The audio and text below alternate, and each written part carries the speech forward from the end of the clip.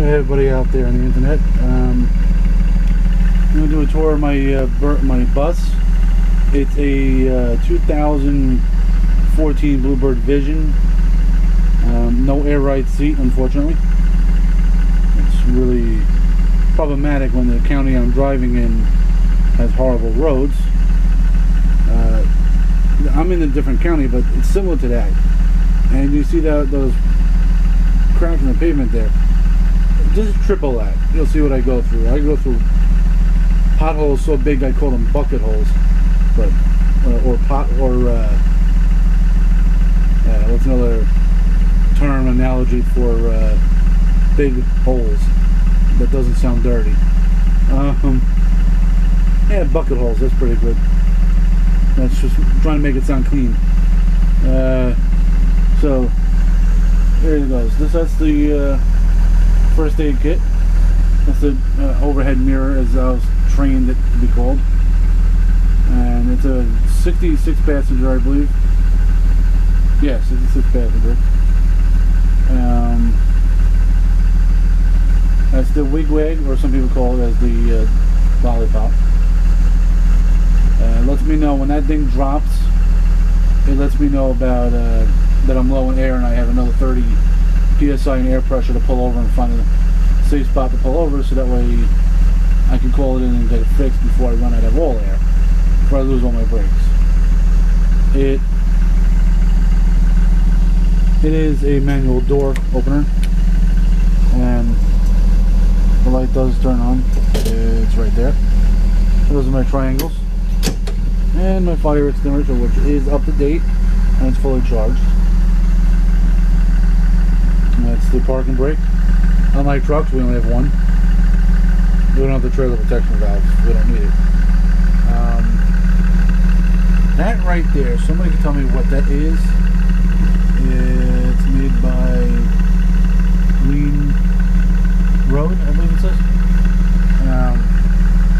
When I'm loading and unloading passengers, there's a green light on the right, and the mechanics at the yard don't even know what it is.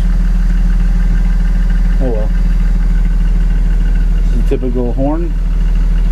Unlike I've seen the 2010 Bluebird, this doesn't have any controls on the horn, on the wheel, except for the horn.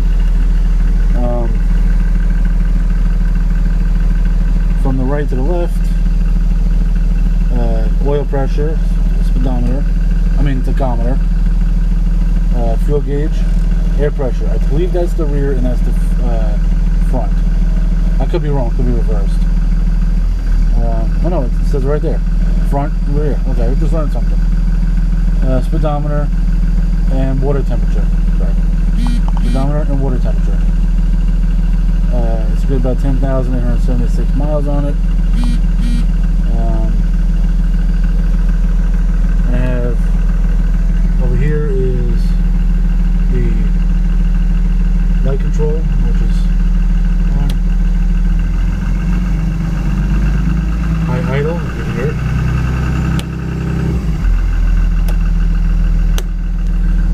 Destination sign. Those are the heaters for the heater controls for the back, for the passengers. And that's the master controls, I believe, for the heater, climate control. These are the dome lights. There's the rear two lights, there's the left side lights, right side lights, and the driver's light. Warning lights. I know them as master lights, but they're warning light master. Turn this on, then I can control this switch. This activates the ambers. This, I believe, is a heated mirror switch. We'll see when it starts snowing. I turn it on, I don't see anything activate, so it probably is a heated mirror. This cancels all the noise in the bus, so that way I can hear it at the tracks. I don't have to hear the train coming. This is the left auxiliary fan and the right auxiliary fan. You saw the other one when I was doing the door. And my storage compartment, my cubbyhole as you call it. It's a stereo, the radio. We don't have a stereo in this bus. I wish we did. And down there next to my leg. That's to turn the heat on. That's to flow the water to the heater. Honestly, I think it's on, but I don't know. I'm not the day to turn it off. Oh, is it obviously the foot pedals?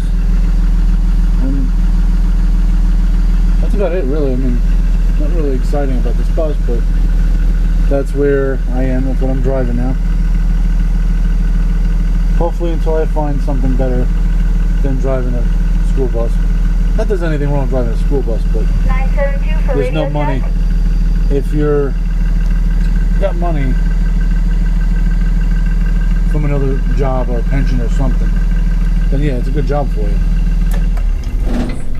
But if you don't have money, like I don't have money, driving a school bus is not a good solo salary. I wouldn't recommend it.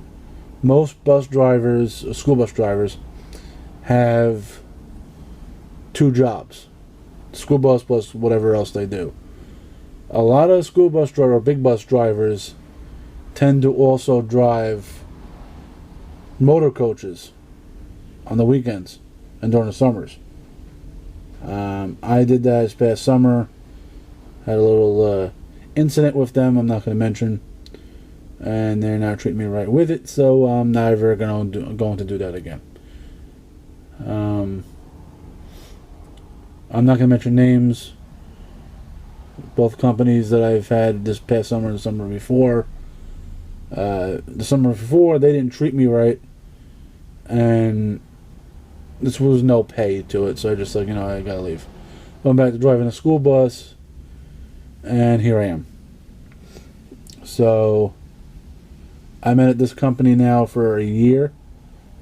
This past Friday made it a year for me. It was my year anniversary. Not that that's exciting. It's exciting that I made it a year in the company, wanting to quit several times already.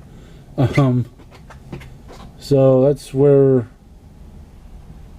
I'm standing so far in this company. I have 2 jobs that I applied for of hazmat loads. Waiting for them to call me. We'll see what happens. Actually, one of the jobs I interviewed for a few months ago, and about a week or 2 after the interview, I got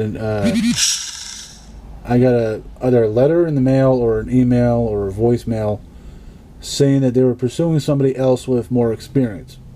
Okay, I'll admit it, I didn't have experience. I did tell them that I needed to be trained. So they called me again the other day. They called me on Friday, I think it was, and they wanted to know if I was still interested. And then I told them, I said, "You guys already interviewed me," and I told them the whole story. And he said, "Okay, well, look into your file, and I'll give you a call." And like I said, I believe that was Friday.